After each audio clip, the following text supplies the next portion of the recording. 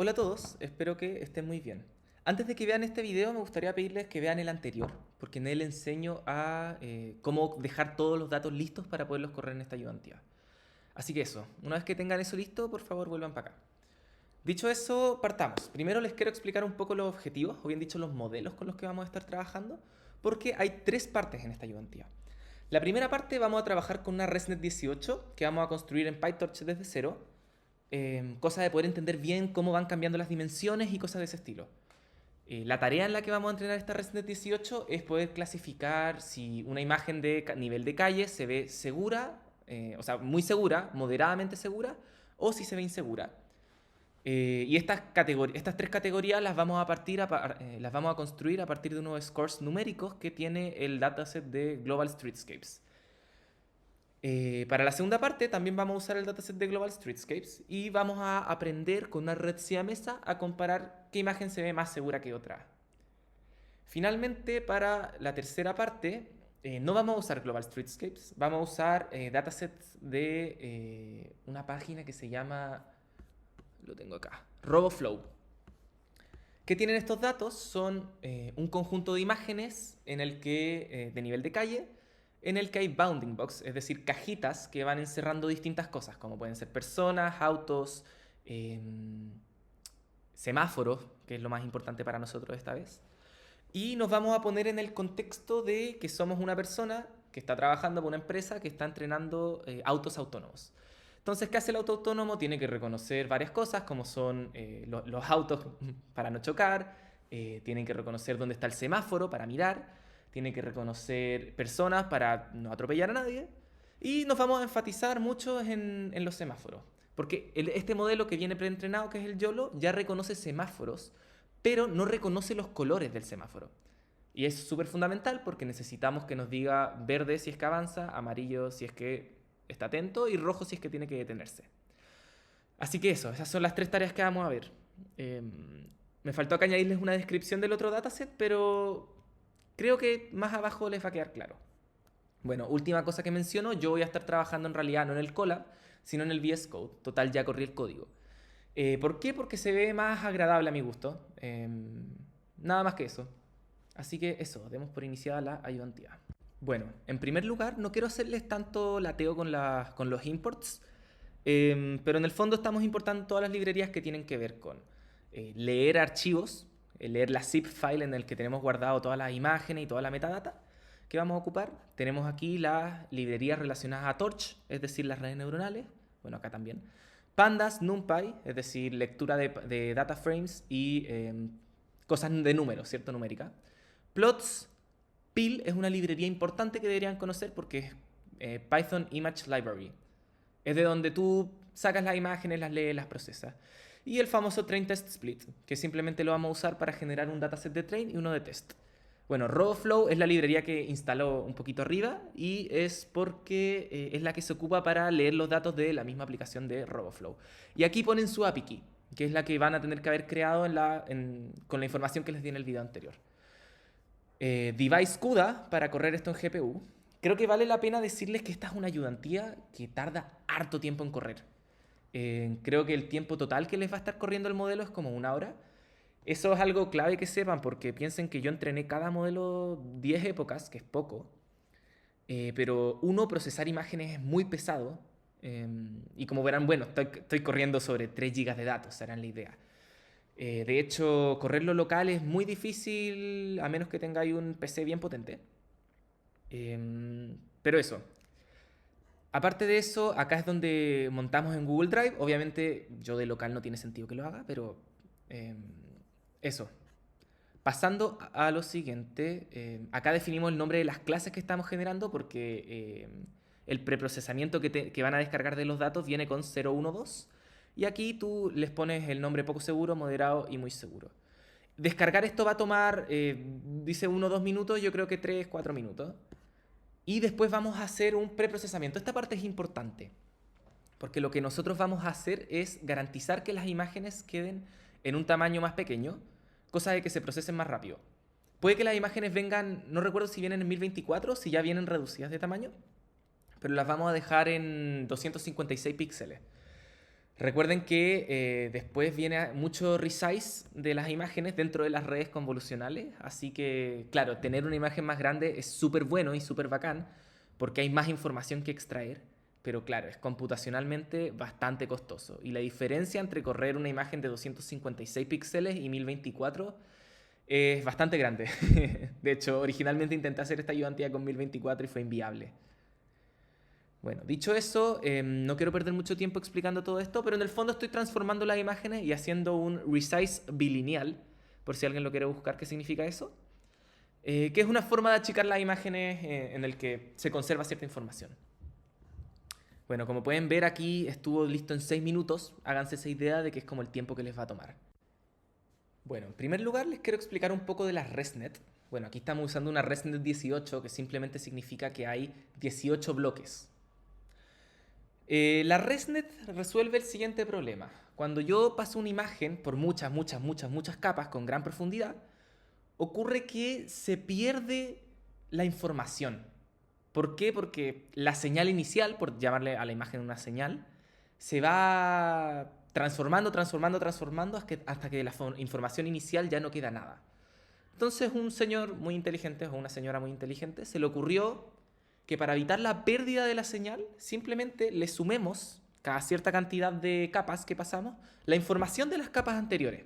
¿Qué es la información? Es el vector, el embedding de antes. Que es literalmente lo que podemos observar aquí, ¿cierto? Lo pasamos por una capa, una relu, lo pasamos por otra capa y decimos ya, ahora te voy a sumar el X anterior. Ojo que este X puede ser, si es que está bien temprano, una entrada, pero si no es tan temprano en la red y ya han pasado varias capas, esto va a ser simplemente sumar una capa anterior de procesamiento, como por ejemplo podría ser, como si intentamos darle un significado más real. En las primeras capas, en general, observamos que se agarran cualidades, se aprenden cualidades de detección, como puede ser, por ejemplo, bordes o formas o colores. Y en capas más profundas se aprenden cosas como pueden ser conceptos. Esta es la idea en general. Y bueno, entonces si yo le sumo desde las capas más tempranas a la capa más tardía, le estoy devolviendo la información de los bordes a una capa que solo está viendo conceptos. Debería funcionar mejor, por lo tanto. Es la idea intuitiva. Bueno, acá hay una explicación de por qué se le llama residual, de qué es el residuo. A mí me costó un poco entenderlo cuando yo leí el concepto de residuo. Me pareció que la explicación que estoy dando yo es un poco más intuitiva.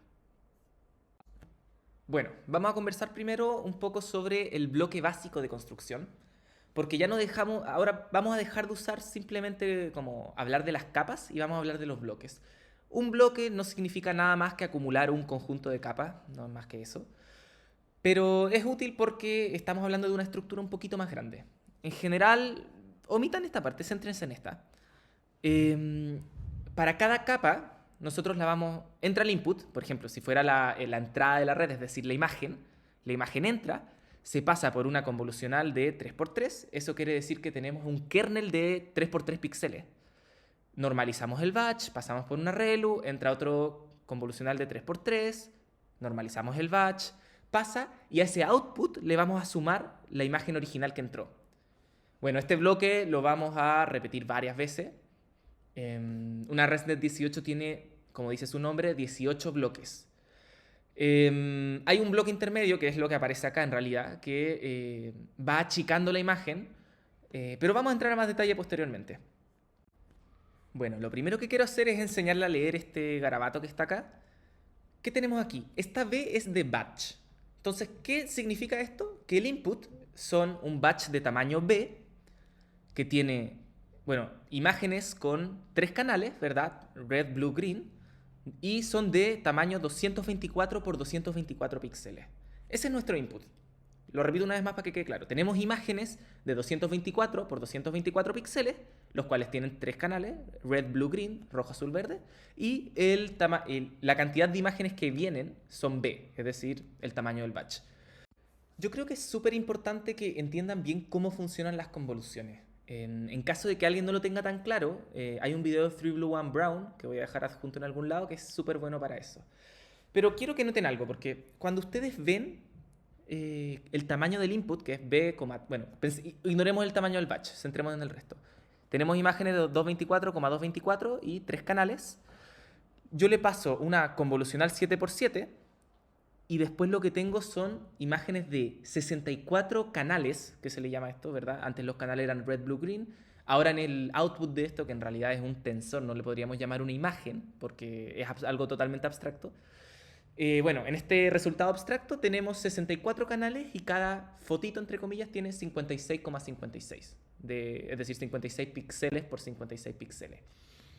A mí me parece súper fundamental que ustedes entiendan cómo se ve el paso del kernel. Por eso mismo quiero mostrarles un video rápidamente aquí, que de hecho es del video de 3Blue1Brown, que como ven, cada uno de los kernels que pasa es como este, lo voy a pausar para que lo vean, es esta cosita de 3x3 que va explorando toda la imagen. Este es un kernel fijo en donde se multiplica con estos pesos cada pedazo de la imagen y como pueden ver lo que hace es ponerla más borrosa.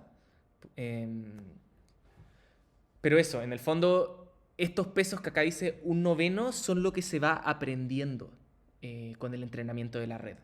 Y de hecho, cuando ustedes ven que pasamos de 3 canales a 64 canales, lo que significa es que hay 64 distintos kernels, kernel es esta cosita de acá, que con pesos entrenables que van aprendiendo. Eso, me parece importante mencionarlo, invitadísimos a ver ese video. Siguiendo, bueno, aquí programo el basic block. Como quiero ir recorriendo un poco lo que estoy haciendo con ustedes, porque como les había dicho anteriormente aquí, es convolucional, batch, relu, convolucional, batch, ¿cierto? Y suma. Y después pasas por una relu. Fíjense qué hacemos. Convolucional, batch normalization. Bueno, acá no está el flow, estas son las redes que estoy definiendo, por eso acá defino una vez la relu y listo. Pero es convolucional, batch normalization, una relu, convolucional, batch normalization, una relu. Y shortcut es lo que le decimos a la suma. Porque si lo piensan, shortcut significa atajo en inglés y lo que estáis haciendo es generar un atajo, ¿verdad? De la información que puede llegar acá. Me faltó decir antes, hay todo un tema del el desvanecimiento de gradiente, que se le llama, que es que cuando una red es muy profunda, como que el gradiente, si lo piensan como una olita, como que deja de llegar a las capas iniciales, como que la ola se desvanece antes. Y no te llega información y no estás actualizando bien los pesos iniciales. Y de hecho, el shortcut que estamos tomando, el atajo, permite que el gradiente llegue con más fuerza. Lo quería mencionar. Bueno, entonces acá hacemos el forward, que esto es lo que les quería mostrar. ¿Qué pasa? Entra el X, le tomamos una convolucional, lo normalizamos, el batch, después tomamos una relu. Convolucional, normalizamos y luego sumamos self.shortcutX, que es que le sumamos la capa antes del procesamiento, ¿cierto? Antes de pasarlo por todas estas capas. Bueno, y después esta suma la pasamos por una relu y sale. Es exactamente el mismo proceso que lo que ven acá. Espero que quede claro. Bueno, ya vista cómo funciona la ResNet, ya pasamos a entrenarla, ¿cierto? Entrenarla para esta tarea de clasificación que habíamos mencionado. Esto del flujo de tensores era para visualizarlo, lo pueden usar si quieren entenderlo mejor, pero yo me lo voy a saltar por ahora. Bueno, estas son el nombre de las clases que les había mencionado y creamos una clase para manejar el dataset. Esto simplemente lo hice porque nos permite ver ciertas cosas en la práctica. Quizá no es tan necesario hacerlo de esta manera. Por ejemplo, acá estas clases ocultas de len y getItem, simplemente lo que hacen es que cuando tú printes el largo o le apliques la función len al dataset, te diga cuántos elementos tiene, ¿cierto? Y lo estoy construyendo a partir de un data frame, que es el que extraje con el procesamiento inicial. Bueno, dado que ya hemos hablado de esta parte y ustedes igual hicieron la tarea 1, no quiero perder tanto tiempo en esto. En realidad también porque es un poco de como maniobrar clases y son cosas que quizá no van tan al caso.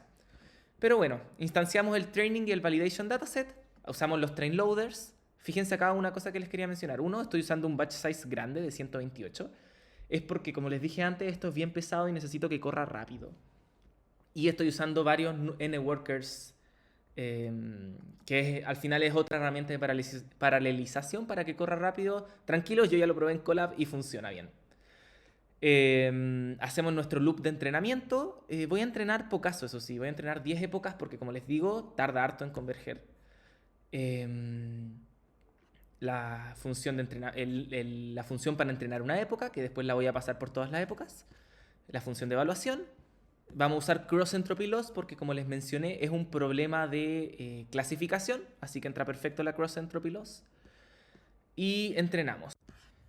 Quiero que se fijen aquí, tenemos 23.900 datos que nos quedaron en el train y 5.900 que nos quedaron en el val. Está bien, estamos usando, bueno, como les dije, 128 de tamaño de batch size.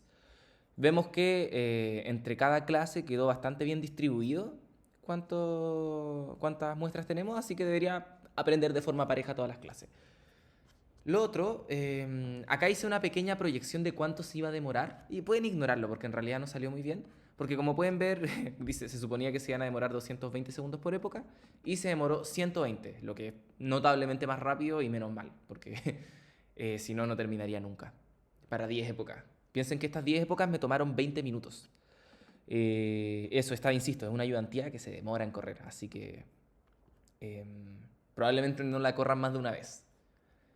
Quiero que se fijen un poco en las etiquetas que salieron acá porque justo salieron ejemplos que quedan un poco extraños de calificación, ¿no?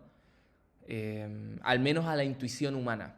Por ejemplo, este barrio se dice que es poco seguro, pero que este es muy seguro. Intuitivamente el criterio de tener muchos cables arriba podría ser un proxy de inseguridad, pero también puede que sea simplemente algo que no ocurrió en el modelo. Eso, les invito a echar una miradita de cómo se ven y al menos desde su propio juicio cuáles clasifican como más segura o menos segura. Dicho eso, vamos a ver cómo quedó el resultado del modelo después de entrenar. Primero que nada, quiero que noten que hay una cierta inestabilidad en el conjunto de validación, más que en el de entrenamiento. Esto puede deberse en gran parte al hecho de que aplicamos, no lo mencioné antes, pero algo que se llama aumentación de datos. Es algo muy típico cuando trabajamos con imágenes, en especial este tipo de imágenes, que por ejemplo nosotros introducimos ciertas variaciones, como aumentamos la cantidad de imágenes que tenemos en el dataset a partir de introducir variaciones. ¿Cuáles variaciones pueden ser? Por ejemplo, recortar la imagen, mostrar solo una esquinita, les voy a hacer el ejemplo acá, mostrar solo esta esquinita. Otra típica aumentación de datos en imágenes es rotar en 180 grados, como hacer un flip. Otra es jugar con un poco los colores. En este tipo de imágenes no es tan necesario hacerlo fuertemente, pero en el fondo lo que estamos tratando al jugar con los colores es que no haya una iluminación que haga parecer a las calles más peligrosas o menos peligrosas, sino que sea propiamente la estructura de los barrios, a partir de lo que se haga el juicio. Bueno, entonces eso genera una mayor inestabilidad en el conjunto de validación. Les recuerdo que como tenemos 3 clases, en tanto la accuracy sea mayor de 33%, significa que estamos aprendiendo. 50% partió bien, ¿verdad? Ya estás aprendiendo, pero dentro de esta inestabilidad vemos que llega a 55% en validación. No está tan mal, por supuesto podría mejorar. Igual cabe notar que no le di tantas épocas, ¿cierto? 10 épocas no es mucho de entrenamiento. Pero bueno, como teníamos una limitación de tiempo y esto tenía que correr, era necesario hacer esa acotación. Por supuesto que en la práctica ustedes podrían optar por dejarla correr más o incluso usar un conjunto de datos más grande. Bueno, creo que por acá está... Sí, acá hay una pequeña explicación de... Oh, ¿dónde se fue? Bueno, por acá estaba la explicación que pueden después leer en el propio documento que va a estar subido sobre más a detalle lo que les decía de la aumentación de datos y ese tipo de cosas. Bueno, perdonen que haya aparecido de la nada esta imagen, pero se me ocurrió justo ahora ponerla porque me parecía más didáctico, así que estamos. Bueno, redes siamesas. Ese nombre de red siamesa yo creo que es un nombre innecesariamente rimbombante para una tecnología tan sencilla.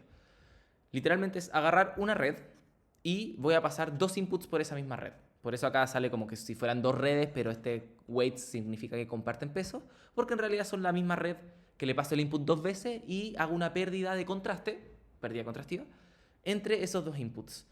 ¿Cuál es la gracia? ¿Por qué pensaríamos que nos sirve de algo repetir la misma red para comparar 2 inputs? Porque decimos queremos comparar 2 cosas de la misma dimensión, o sea, que viven en el mismo espacio. 2 imágenes que corresponden a imágenes de animales. ¿Son el mismo animal? Sí, no. 2 imágenes que son de la calle. ¿Es esta calle más segura que la otra? Sí, no.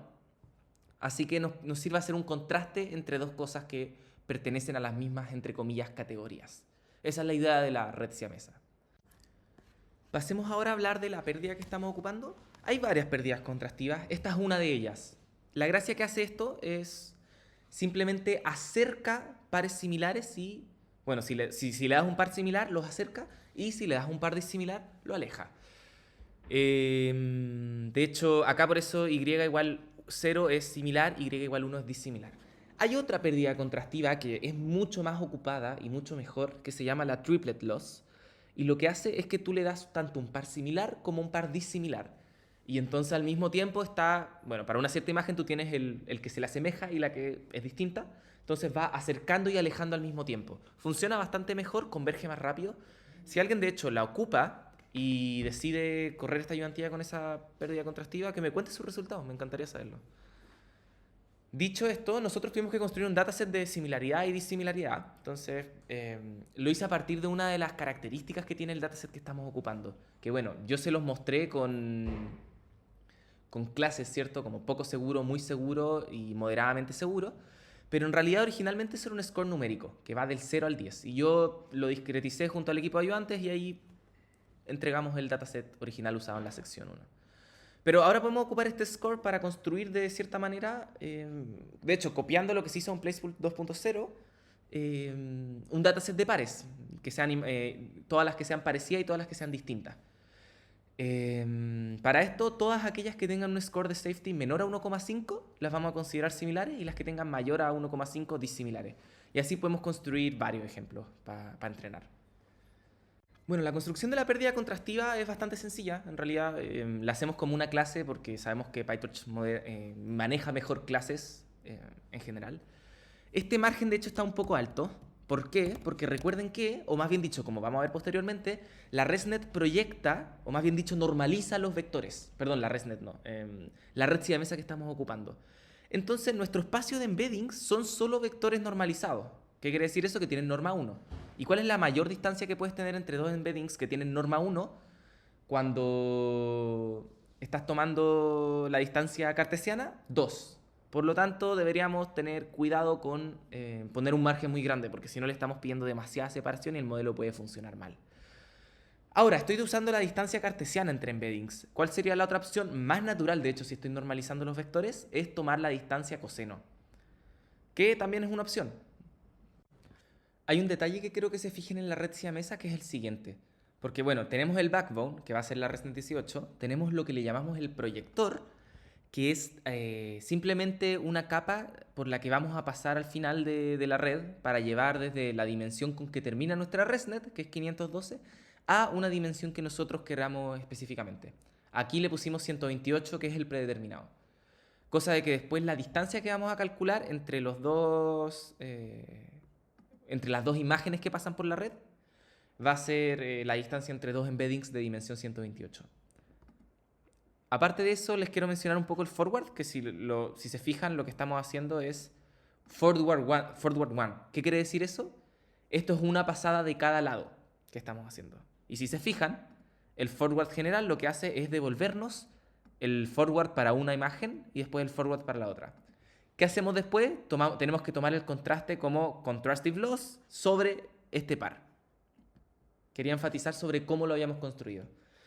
Lo construimos de esta manera simplemente porque es didácticamente más cómodo. Ustedes podrían haber puesto aquí mismo dentro del forward un return el contraste. Pero para el loop de PyTorch de repente también es bueno dejarlo así. Ahora vamos a pasar a definir el dataset, o más bien dicho, como construir el dataset que vamos a usar para entrenar, que lo vamos a hacer sobre el dataset de Global Streetscapes. Si se acuerdan, anteriormente les comenté que este dataset tiene 3 clases, poco seguro, moderadamente seguro y muy seguro, para cada imagen de algún pedacito de una ciudad.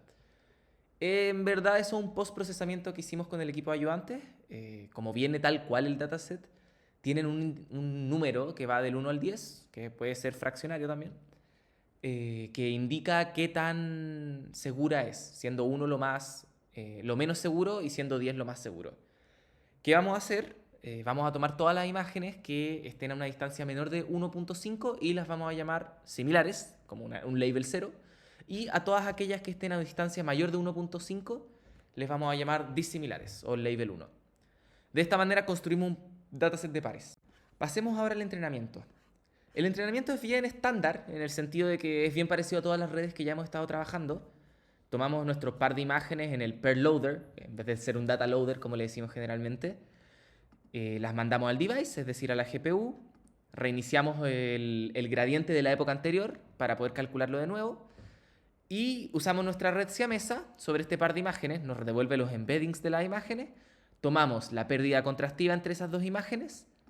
Y luego, bueno, esto creo que es importante mencionarlo, me parece que no lo mencioné ni en la ayudantía ni en el taller, pero loss.backward significa el cálculo del gradiente. Es decir, estamos haciendo todos los gradientes en toda la red y el optimizer.step lo que está haciendo es hacer la actualización de pesos con el gradiente. Les recuerdo que, bueno, no es la pérdida, perdón, el optimizador Adam no es exactamente esto, pero el típico optimizer de descenso de gradiente estocástico lo que hace es los pesos menos el gradiente evaluado en los pesos actuales va a ser el gradiente, el W', ¿cierto? El nuevo valor de los pesos. Y eso es lo que está haciendo estas dos partes. Uy. Y bueno, eso. Posteriormente ya pasemos a conversar un poco sobre cómo le fue el entrenamiento. Como pueden ver acá tenemos, bueno, 5.000 imágenes similares y 5.000 disimilares. Y fue bastante más rápido de entrenar. Si se preguntan por qué, probablemente es por el tamaño del dataset. Cada pasada del batch es harto más rápido. Aparte de eso, noten que no hay un descenso tan pronunciado de la losa. O sea, la curva se ve que desciende efectivamente, pero fíjense en los valores. Llega de 0.13 a 0.12. No hubo un verdadero aprendizaje contrastivo tan fuerte. ¿Por qué puede ser esto? Quizá los pares al crear el dataset quedaron muy parecidos. ¿A qué me refiero con esto? Como quizá 1,5 no es un margen suficiente para que el modelo lo detecte. Me gustaría recordarles que hay dos cosas acá que mencionar. Por un lado está el margen de 1,5, que ese margen se ocupa para la creación del dataset. Es decir, si es que dos imágenes son similares, si es que el score es menor a 1,5. Y está el margen que utilizamos para la distancia. Es decir, nosotros es un margen de clasificación. ¿Me entienden? El margen de 1,5 lo ocupamos para crear el dataset y el de 0,5 para clasificar la distancia entre dos imágenes. ¿A qué me refiero con eso? El 1,5 opera sobre los scores de safety. En cambio, el 0,5 es entre la distancia de embeddings. Creo que era importante mencionarlo para que no nos confundamos. A todo esto añadí una sección en este rato. Bueno, como antes mencioné, el baseline es esencialmente aleatorio, resultó bastante mal. Este no es un buen modelo, no está funcionando bien. Y de hecho, les invito a echar una mirada a estas imágenes porque efectivamente no resulta muy bien. Por ejemplo, bueno, acá lo clasificó bien, los clasificó como similares, siendo que son similares, pero en general no los clasificó muy bien. Por ejemplo, acá este es una imagen que supuestamente tiene un 4.3 de seguridad, moderadamente inseguro, por decirlo de alguna forma, y este es de 1.03, inseguro. Y los clasificó como similares, siendo que son disimilares. Ahora, igual son clasificaciones relativamente entendibles que se equivoque. Como en particular esta que el 90% de la imagen está ocupada por un bus. Pero bueno, como pueden ver el modelo, pueden ver otros ejemplos, pero en general el modelo no está funcionando bien. Y creo que eso queda muy englobado en la estadística esta, en que el baseline es o sea, nuestra predicción es esencialmente aleatoria. Pasemos ahora a ver ya la sección 3 que vamos a ocupar YOLO. Como les mencioné antes, YOLO es un modelo que viene preentrenado. La gracia que tiene YOLO es que está entrenado sobre Coco, que es un dataset súper grande de imágenes con bounding box. Entonces puede reconocer muy bien dónde hay cosas. Puede reconocer entre autos, camiones, semáforos, señaléticas de la calle, etcétera, personas también. Y bueno, una de las gracias que tiene, quiero mostrarles acá, que hice un pequeño ejemplo. No, bueno, no solo, si lo piensan, está resolviendo dos tareas en simultáneo este modelo. Por un lado te da el bounding box dentro del que hay algo que vale la pena reconocer y por otro lado te dice qué es esa cosa, ¿verdad? Porque podría, por ejemplo, encerrar esto y decirte que es un camión, pero hace bien ambas tareas. Eso es bien importante de notar.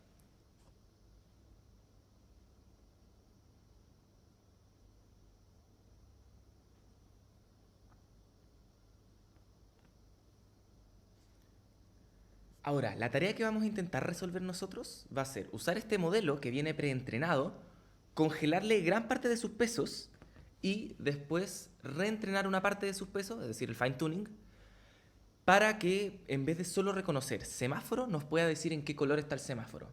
Creo que antes lo mencioné, pero como mindset de por qué nos podría intentar hacer esto, no, o sea, nos podría interesar hacer esto, es porque si estuviésemos, por ejemplo, trabajando con autos autónomos, es decir, que se manejan solos, necesitamos que reconozcan el color del semáforo, no solo el hecho de que hay un semáforo ahí. Entonces, esa puede ser una posible motivación de por qué nos gustaría hacer esto. Entonces, ¿qué decimos? Bueno, ya tenemos un modelo que sabe decir que esta cosa es un semáforo, me sabe decir dónde está el semáforo, ahora solo me falta que me diga el color, que debería ser una tarea un poco más trivial. Me gustaría mostrarles ahora un poco sobre cómo cargamos YOLO y después hablar del dataset, en ese orden.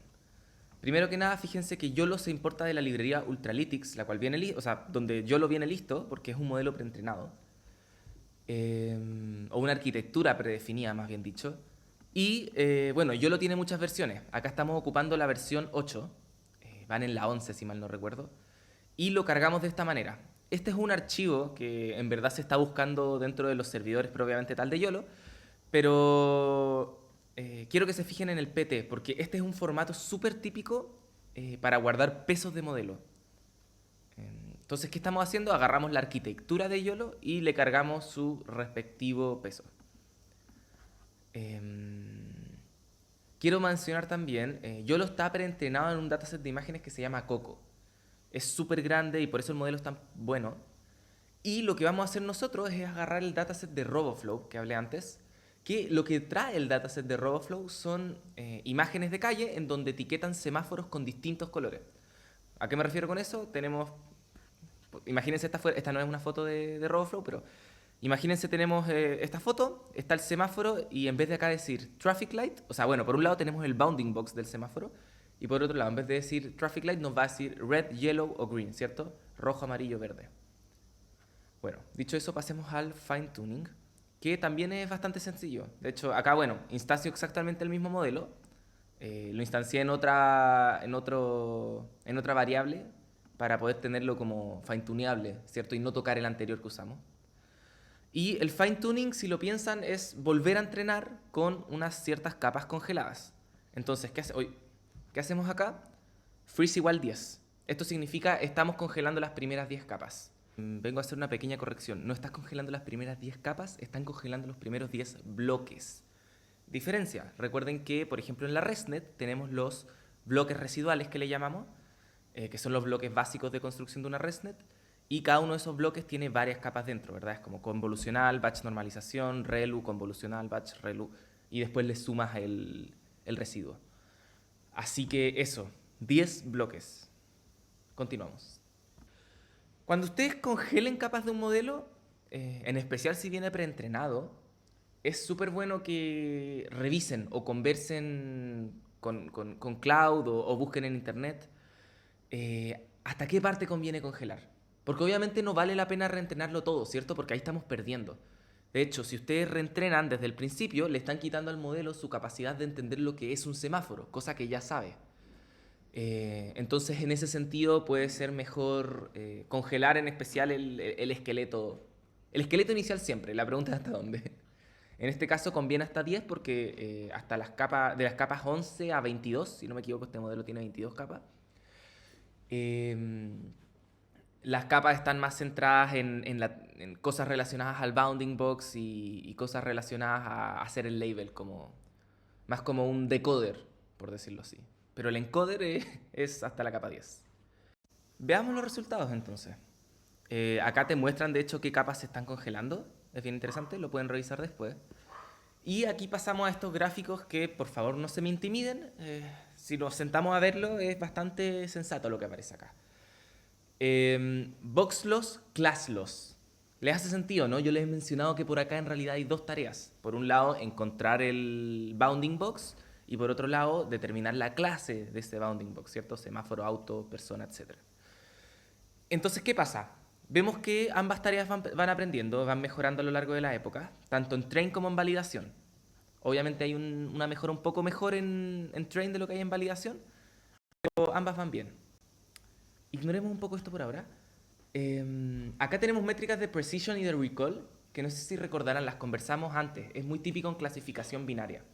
Pero ustedes dirán, oh, pero acá no tenemos clasificación binaria, acá tenemos clasificación ternaria, por decirlo de alguna manera, porque es amarillo, verde o rojo el color del semáforo.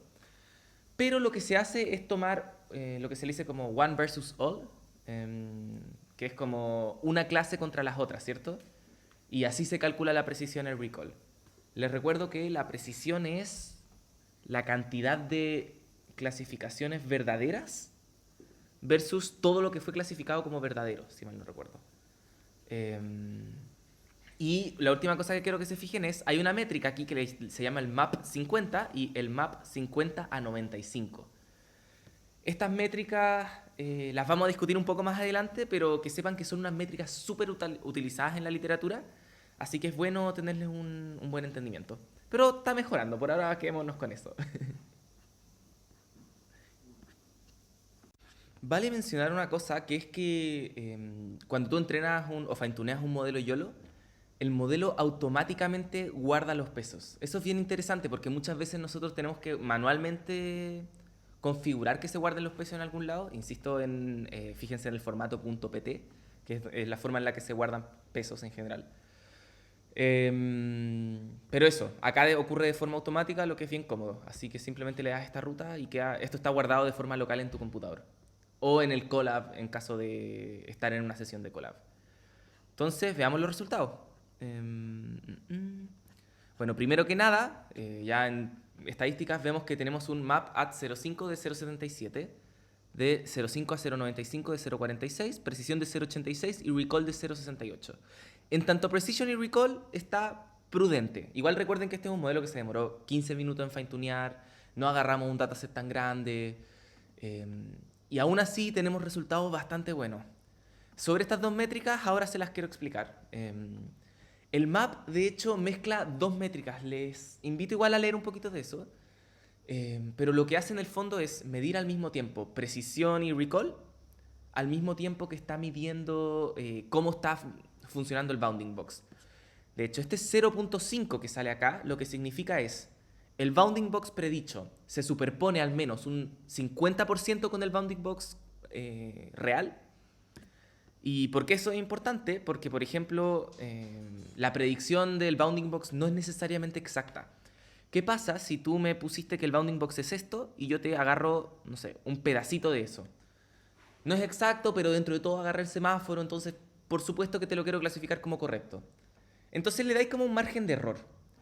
Y bueno, por otro lado está el map a 0.95. Ojo, esta es del 0.5 al 0.95. Estoy hablando de otra cosa, del map a 0.95. ¿Qué significa eso? Es el map de cuando se superpone el 95% del bounding box. Bueno, como les decía, el map es un promedio, un sencillo promedio entre la superposición del bounding box y el área bajo la curva de la Rock-Out Curve. No sé si lo habrán visto, pero es una métrica que en el fondo mezcla precisión y recall.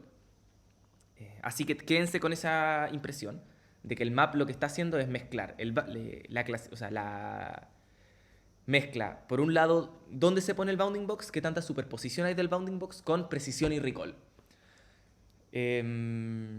Cuando hacen esto, map de 0.5 a 0.95, lo que hacen es tomar el map para todos los valores entre 0.5 y 0.95, es decir, bueno, intercalado por 5%, pero toman map at 0.5, map at 0.55, 60, 70, 65, 70, bla, bla, bla, hasta el 95 y promedian todos esos valores. Esta es una métrica que van a ver mucho. Es buena porque el map de repente es muy permisivo con el bounding box. Quizás 0.5 no es suficiente para alguien, entonces de esa manera vais como concatenando o como ingresando mucha información en una sola métrica que es más informativa. Vemos que es más o menos, pero recuerden que en este caso tener el 95% del bounding box del semáforo es como demasiado. Entonces, yo me siento conforme con el resultado de esto, por ejemplo. Y ahora quiero que pasemos a un análisis más visual. Fíjense que por arriba tengo lo que clasificaba el baseline de Coco y por abajo tengo lo que estaba clasificando nuestro modelo y fine-tuneado, ¿ya? Entonces, acá nos decía traffic light, acá nos dice green, green. Es decir, el modelo cambió lo que está clasificando. Bueno, si se fijan arriba, yo también tuve que cambiar las clases de salida. Eso creo que no lo expliqué antes. Porque claro, antes las clases de salida eran auto, persona, camión, semáforo, y ahora son rojo, verde, amarillo. Solo voy a clasificar semáforos. Así que eso es algo que vale la pena darse cuenta. Bueno, aquí también, traffic light, acá red, red. Ya ni siquiera reconoce a las personas y los trucks, camiones. Y eso, acá traffic light. Me faltó poner una luz amarilla, pero bueno, eso. Entonces, conclusión, hemos logrado hacer una red que venía preentrenada. Hicimos un transfer learning. Les recuerdo ese concepto que no lo he ocupado hasta ahora, pero debería haberlo ocupado. Transfer learning. Porque agarramos un modelo que ya sabía clasificar semáforos y otras cosas y lo especializamos como un clasificador de color de semáforo y de locación de semáforo. Eso. Yo voy a estar atento a las dudas. Como esto es una cápsula, disculpen por no haber podido hacer la ayudantía presencial. La verdad estaba de viaje y no me dio el tiempo. Pero eso, espero que les haya servido, espero que les haya gustado y que estén muy bien. Y estamos conversando.